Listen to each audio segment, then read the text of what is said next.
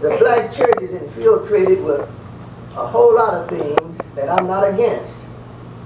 But the black church don't have people who have foundations in the business world. And who can come up with an organized program. That's how you can make it in the business world. So the black church needs this. Yeah, they need it. If this idea can be sold to black preachers, and whereas they would instill this in the black church, then it's somebody there that will grow. If you just get one person out of this church who would accept the idea and get involved, one here, after a while you'll have a nucleus of people that's involved in what we're talking about.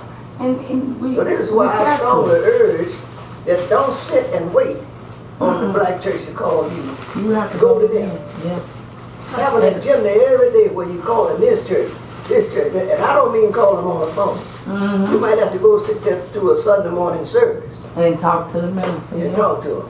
Yeah. This way I got a count from Memphis Chemical when I was growing my company. That's how I organized in our community, by going church to church. And it was hard because some of the ministers felt like that by me being a woman, I had no place to try to organize around the issue. And then I found out later they were receiving funds from the depot. That it was a conflict of interest for them to support us.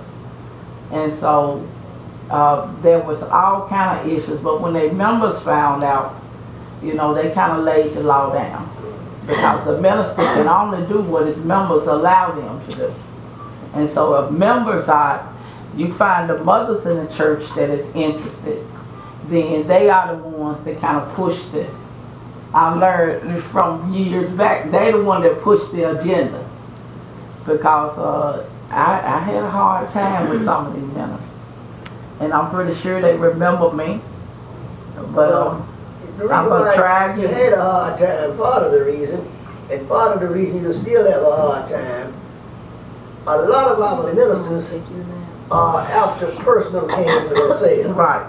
You know, as long as they can prosper from an idea, okay.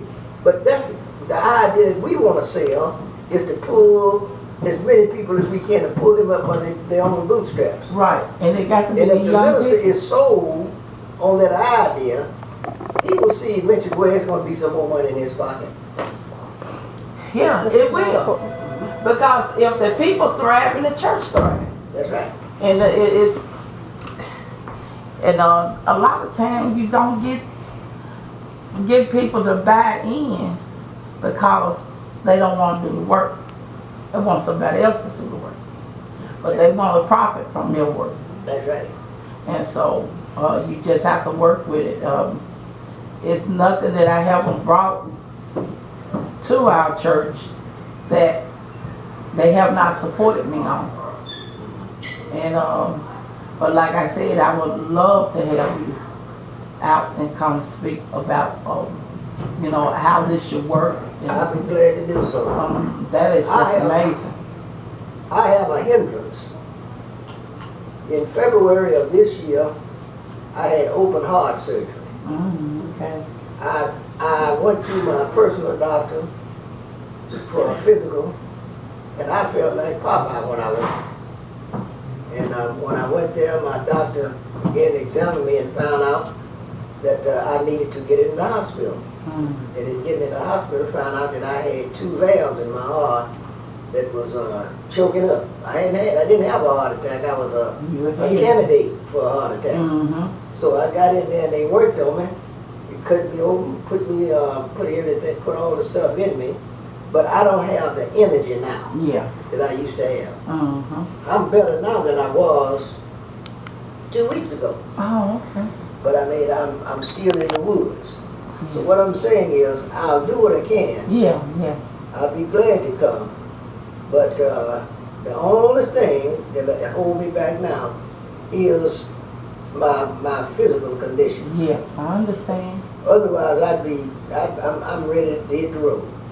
I worked with my dad until he passed.